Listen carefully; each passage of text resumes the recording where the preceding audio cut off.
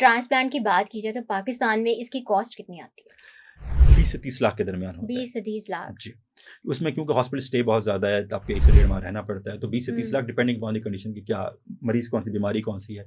अगर आपके बच्चे को कैंसर है, आपके बच्चे को थैलेसीमिया है, आपके बच्चे की क़ुव्वत मुदाफ़अत का निज़ाम ख़राब है, प्लेटलेट्स का मसला है, तो प्लीज़ पैसे से ना डरें। तो वेटिंग लिस्ट का भी हिसाब तो वो होगा ना कि कौन सा पेशेंट कितना बर्दाश्त कर सकता है, कितना उसके पास टाइम है, वो भी तो आप लोग जी, वही यही देख हिसाब रहे रखते हैं। होंगे मकसद देखो ना? हमारा बोर्ड होता है, हम यही डिसाइड कर रहे हुँ। होते हैं ना कि किसका फ़ौरन करना चाहिए, कौन सा ऐसा मरीज़ है जो शायद 1 हफ़्ता भी हमें ना दे।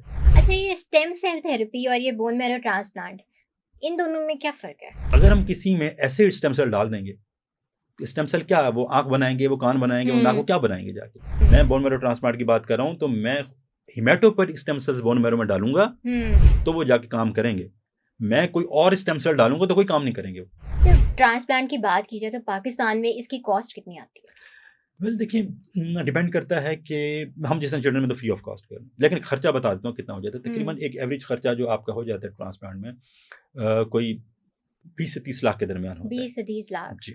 उसमें क्योंकि हॉस्पिटल स्टे बहुत ज़्यादा है, तो आपको 1 से 1.5 माह रहना पड़ता है, तो 20 से 30 lakh depending upon the condition की क्या मरीज़ कौन सी बीमारी कौन सी है। दूसरा मैटर करता है कि डोनर कौन है। अगर फुल मैच डोनर है तो मैंने आपको बताया, लेकिन अगर मैच डोनर नहीं है, बाहर से लिया है या हाफ मैच है, तो फिर 50-60 लाख पे भी चला जाता है। 50-60 लाख। यस, ये तो चला जा तो कॉस्ट पे।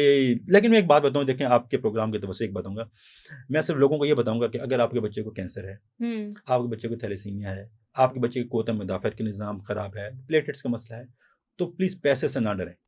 अब अल्लाह न हमने देखा, हमने किसी भी, मैंने कहा हम फ्री ऑफ कॉस्ट भी करें, कोई ना कोई रास्ता अल्लाह खुद निकालता है। सीएम पंजाब जो भी होते हैं हमें ज़रूर हेल्प आउट कर रहे होते हैं, डोनर्स हमें हेल्प आउट कर रहे होते हैं। तो अल्लाह का शुक्र है कि किसी भी बच्चे का ट्रांसप्लांट हमें इसलिए नहीं रिजेक्ट करना पड़ा कि उसके पास पैसे नहीं थे। हम लोग वो मैनेज कर सकते हैं। हाँ, ये ज़रूर है कि वेटिंग हमें करनी पड़ती है, क्योंकि हमें देखना पड़ता है कि इस बच्चे को फ़ौरन ज़रूरत है, इसको डिले कर सकते हैं। वो एक वेटिंग लिस्ट मसला मैं आपको अंदाज़ा करूँ कि मेरी वेटिंग लिस्ट 11 साल की वेटिंग लिस्ट है।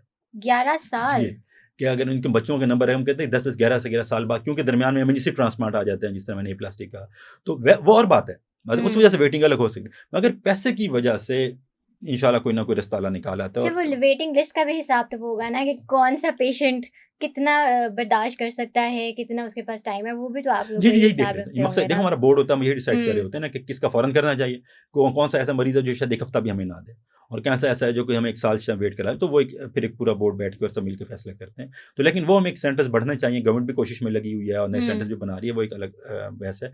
मगर ये कि बहरहाल फाइनेंसिस की वजह से आप मायूस ना हों, निकालें, अल्लाह इंशाल्लाह रास्ता निकालेगा और ट्रांसप्लांट किया जा चलिए, सकता है। लिस्ट आपने हमें बहुत लंबी बता दी है, नहीं, 11 वेल साल कोई बड़ा। बात नहीं, और सेंटर्स में हम कर सकते हैं। मैंने कहा ना कि वो ये बात नहीं है, ये बात नहीं है, हम रास्ते हम कहीं और से कैसे हम किसी डोनर को कहीं और भेज सकते हैं, हम और सेंटर्स हैं, तो हम बस एक दफ़ा वक्त पे आ जाएं, ताकि ट्रांसप्लांट के आप कैंडिडेट बन जाएं, और ट्रांसप्लांट भी जल्दी किया जा सकता है। मैंने किया, हम और सेंटर से बात कर सकते हैं, हम अपने रिक्वेस्ट कर सकते हैं, तो वो रास्ते निकाले जा सकते हैं। अच्छा, ये स्टेम सेल थेरेपी और ये बोन मैरो ट्रांसप्लांट, इन दोनों में क्या फ़र्क है? देखिए, स्टेम सेल थेरेपी जो है, ये वैसे बहुत बड़ी चीज़ है, और ये वो चीज़ है जिसका सबसे ज़्यादा मिसयूज़ है। मिसयूज़ है? मिसयूज़ है। ओके। देखिए, स्टेम सेल थेरेपी तो हर जगह इस्तेमाल है ना, सर के बालों से लेकर और पैरों तक हर बंदा स्टेम सेल्स पे लगा हुआ है कि हर बीमारी का इलाज है स्टेम सेल ही है। ऐसा नहीं होता। बोन मैरो ट्रांसप्लांट भी हेमाटोपोएटिक स्टेम सेल्स ही हैं। ओके। देखो, मेरी बोन मैरो में प्रॉब्लम है। स्टेम सेल क्या है? स्टेम सेल हमारे वो सेल्स हैं जिसने हमारी पूरी बॉडी बना दी।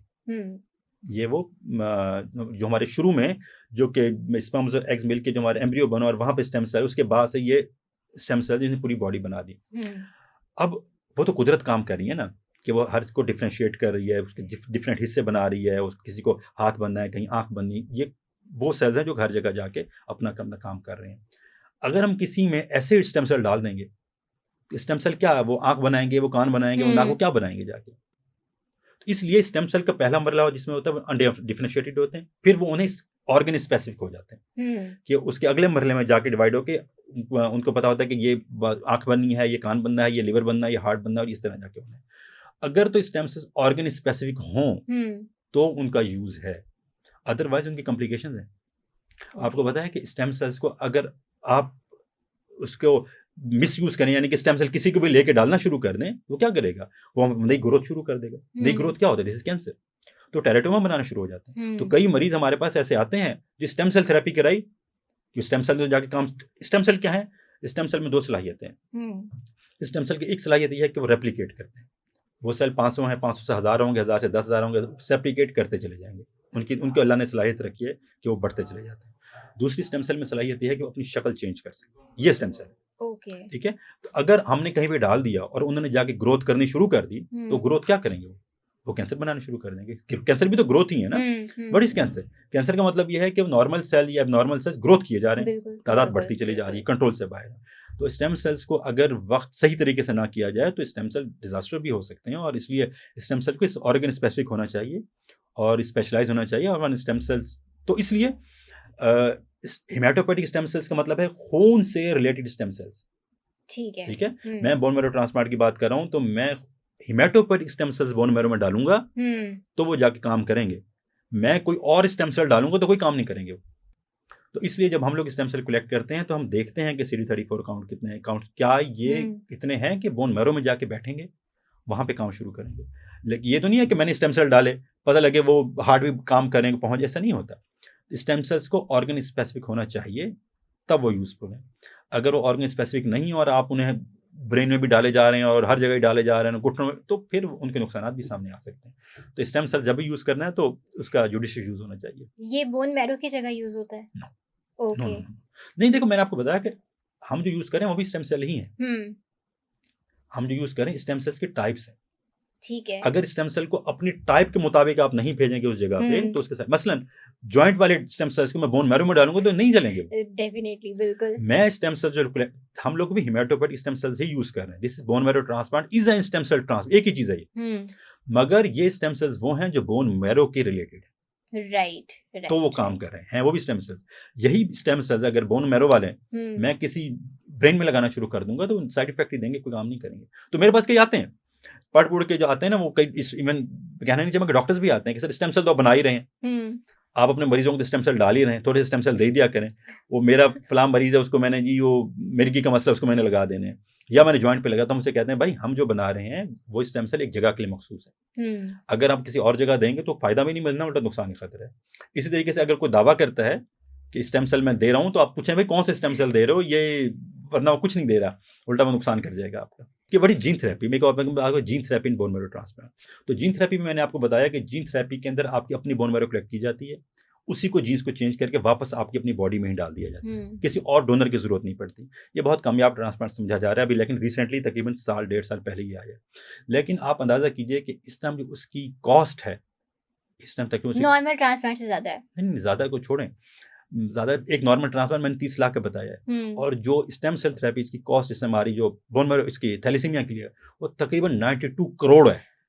92 करोड़ जी, पाकिस्तान के लिहाज से 92 करोड़ की स्टेम हो रही है। मैंने कुछ पेशेंट्स को भेजा है जो कि अमेरिकन और इससे, तो आप अंदाजा कीजिए कि तकरीबन 18 मिलियन या 10 मिलियन या 15 मिलियन डॉलर्स की जाके पड़ती है। तो अंदाजा कर लें कि तकरीबन 1 अरब का जहन में रखें, 1 बिलियन जहन में रखें कि 1 अरब तक उसकी कॉस्ट जाती है जो इस टाइम आ रही है। तो जब वो आएगी तो यकीनन वो एक आ जाएगा ट्रांसप्लांट, मगर अभी तक हमारे उसके रिजल्ट्स नहीं है, क्योंकि अब तक अमेरिका में ये शुरू की गई थी, जो ब्लू बर्ड वालों ने शुरू की थी, उसका मैक्सिमम मेरे ख्याल में 1-1.5 साल हुआ है। पाकिस्तान में नहीं अभी? नहीं, पाकिस्तान में, पूरी दुनिया में कहीं नहीं है। और ओके। इवन ना बड़े बड़े मुल्क नहीं कर रहे, चाइना नहीं कर रहे, इंडिया नहीं, कहीं नहीं हो रही है थेरेपी। उसकी वजह ये है कि कॉस्ट, नंबर 2 हमें रिजल्ट्स का नहीं पता। जब भी कोई नई चीज़ आती है तो हम देखते हैं कि मतलब 5 साल रिजल्ट्स कैसे रहे, ये तो नहीं कि बीमारी वापस आ गई। इसलिए अभी तो हमें लॉन्ग टर्म रिजल्ट्स का नहीं पता, तो इसलिए बाकी ने भी शुरू ही नहीं की। तो अगर कोई जीन थेरेपी पढ़ के रुक जाता है तो अभी इतना ना करें। पाकिस्तान और इन ममालिक में अभी जीन थेरेपीज आने में कम से कम 5-6 साल लगेंगे, नंबर 1, और हमें भी इनके रिजल्ट्स का नहीं पता। और इस टाइम अगर कोई करवाना चाहना चाहता है तो जहन में होनी चाहिए कि अपने बिलियन जहन में रख के वो कॉस्ट उसके तकरीबन आती है जो कि करती है। हाँ, किसी ट्रायल का हिस्सा बन जाए तो और बात है, लेकिन हमने कोशिश की अपने पेशेंट्स को भिजवाने की जो इंश्योर्ड भी थे, यानी कि USA के अंदर, ऑस्ट्रेलिया में, मगर उनको रिफ्यूज़ कर दिया कि हम नहीं कराएंगे, नहीं कर सकते, इतनी कॉस्ट हम बेयर नहीं करेंगे। राइट।